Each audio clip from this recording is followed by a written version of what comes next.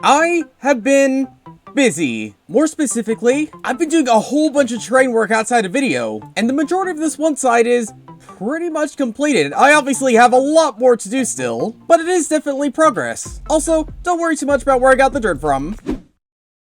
But for now, I think I can put the rest of the terrain work off for a little bit, because we're going to the future. That's a really weird way of me saying I'm building the futuristic district today, huh? We have time to actually get started on the futuristic age by, doing a whole bunch of training first. I mean, it's not going to be easy building a futuristic age with terrain looking like this. Well, I could maybe just build the platform for now and then worry about the training later or something like that. Yeah, I think that'll be okay. And having done that, yeah, a big old slab of dirt. That's what screams futuristic. But something that'll probably scream futuristic a little bit more is actual futuristic builds. And even though I've had experience building futuristic stuff, I've just been putting off designing things. I don't know what it is. I just put off doing it for a long time, but I at least have a few general and rough ideas as to what I want to do. And I guess let's build the one building I've completely built the exterior for. But to be honest, I don't know how to describe this one building. Like with futuristic, there's a whole bunch of shapes and curves and things like that. I guess it's kind of busy like steampunk, but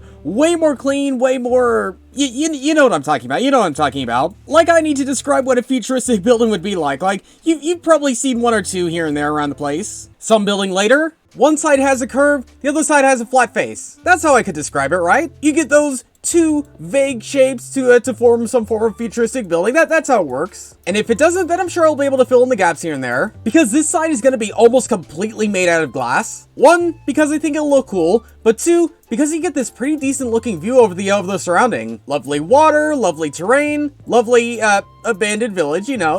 We have ups and downs around here. And then on either side we're gonna have some triangles, I guess. I say I guess, like I designed this building already, but pretty much there's gonna be a whole bunch of triangles across the sides of these buildings. That's what I'm saying. And unless you're building a pyramid or something like that, building diagonal triangles going up and in and out and around is not the easiest thing in the world. But thanks to my immense skill, or more likely in this case, my immense luck, those look pretty much like triangles, right? If not, then it's close enough. It's close enough. And again, I'm pretty sure you know what a futuristic building looks like, but from what I've seen, a lot of it has to do with detail, but more clean detail, like, you know, like top of the line, the newest model type clean. You know, I should try and stop explaining myself and what futuristic buildings are and actually just, you know, get down, focus in on building it. But if I were to explain more futuristic designs, even though futuristic builds are very clean, that doesn't mean you can't make things a little bit busy here and there. Like something like this, you can have a little bit of detail and make it a little bit busier and much more to look at on buildings. And after another hour or so of me trying to explain what futuristic buildings are like. But the real problem is the texture. I mean, if you get that off, then everything's gonna go off. Oh, and also, we finished building this entire building. And again, I think just everything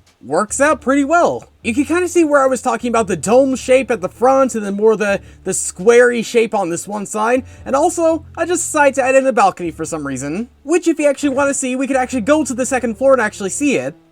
That is one good looking view we could see right here. I guess one of the main things I need to do is like furnishing, but how do you even furnish like a futuristic building? I mean, building this one place was difficult enough, but actually furnishing this place, that's an entirely different story. But also while building this thing up, I had two other separate ideas. The first one's actually going to be outside because what my idea is right in the center of this one district going across it, we're gonna have sort of rings or hexagonal patterns or something like that. And I never really realized this, but futuristic has a lot of different types of shapes, huh? Started off with triangle, now we're going hexagonal. Honestly, what's next? Square? But yeah, these hexagons are not going to be anything too massive, but I do want them to be pretty big. Not sure how big pretty big is going to be, but again, we'll figure that out after we build it. And with this, the hexagonal street is pretty much completed. And yeah, these hexagons might be a little bit smaller than I would have liked. And they might be missing one or two sides here and there, but it still actually looks pretty futuristic, like it really fits in with this area. Also, I had to find some way in lighting in this place, and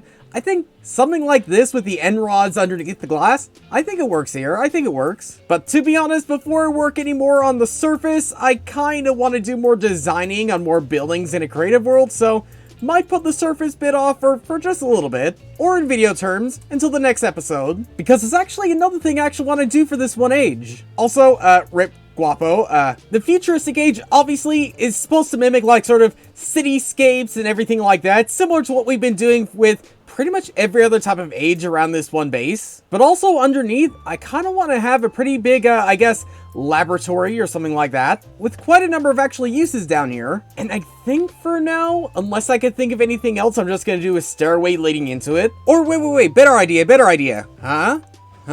Pretty futuristic, right? No one would have expected seeing pistons inside of an area like this, huh? But okay, for real, let's get some hallways and some rooms built up. Hallway, room, and hallway, and plenty more of that later. Our secret base is coming along pretty well. I intend on making this bigger, but I think for now I could work with this. I have this big room we could see right here, this long hallway, and another small room right here. So not a huge amount of room to work with, but at least enough to get started. Also, I do say that this is secret, but I promise later on, when the terrain is built up, it'll be even more secret because, yeah, it's pretty noticeable and pretty, not so secret right now. But one of the first, like, technical things I want to do in here is actually an elevator linking from the secret base up here to all the way down at the bottom floor down here. And the elevator design is actually one that DJ built right here, though it might be broken. I don't know.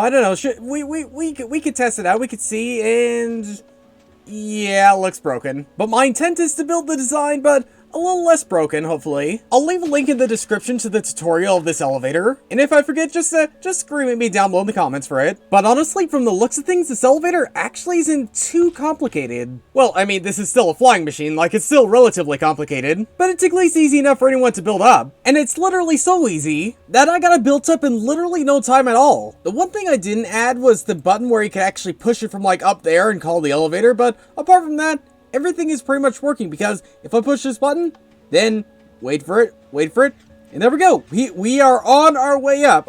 It's quite a long wait, if I'm honest. Like, this isn't the fastest elevator in the world, but it will eventually, sooner rather than later, manage to get yourself all the way up there. Hi, zombie. How you doing? Yep, just passing by. Almost there, and there we go. We made it. And yeah, if we want to go down, we can just push that button and then go literally all the way back down to the bottom. So I guess one of the main things we're missing is actually the elevator shaft, but that can be arranged after we get more terracotta, smelt it down, and get it all placed down. And apart from maybe some elevator music, I think I could call this little project done. Okay, that's kind of trippy just looking up at that. But now on to another part of this one secret laboratory, and it's something related to last episode, if I'm honest. Because if you remember last episode, I went over to Saber's base and he held out a block, and I started hearing voices for some reason. And for some reason, he couldn't hear it, but I feel like it's worth experimenting more with those voices or whatever it was. I mean, what if there are actual people out there? What if they're like screaming in agony or something like that? Which is why I kind of want to see if I could maybe do something about it. And if you remember, Saber actually built a device which was actually trying to harvest, like, the powers of the clock or something like that. And since Saber didn't have any luck with it on his own, I figured it might be better in my hands. I'm just saying. Let's just hope he's not home, and then just sneak into his little secret base. How did he manage to do it last time? Like, wasn't it with, like, a plant or something like that? Oh yeah, it was this. And I have a theory that even though Saber couldn't harness the power of the clock, maybe this device he built could maybe harness other forms of energy or something like that. So I believe it was in here. Yeah, here it is. All right, and before Saber notices, let's get this thing moved.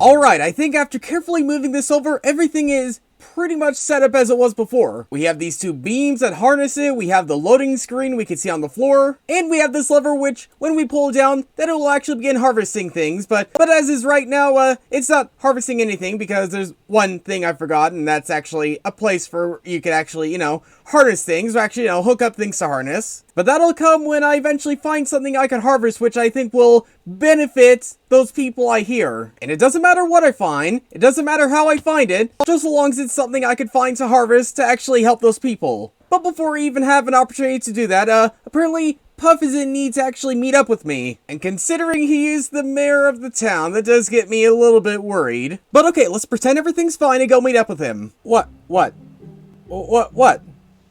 That's grass, yeah? That is grass. I do indeed touch it sometimes, I promise. Ooh. Do you know, Puff, you see the thing? You see the thing about this place? You see the thing about this place? It has a completely logical explanation, I promise. You gave me your word. What word? What word? This isn't my base. Like, just because I gave you my word doesn't mean I gave anyone else's word. Oh, actually, follow me. Okay, from the looks of things, we're going to the mayor's office. I don't know if that means I'm in trouble or not, but I don't know. Puff, whatever you're gonna do. What's this place? Like, legit, I've never seen this place before. What sort of thing are you doing to me, and what sort of place are you taking me to? Ooh, what is this place?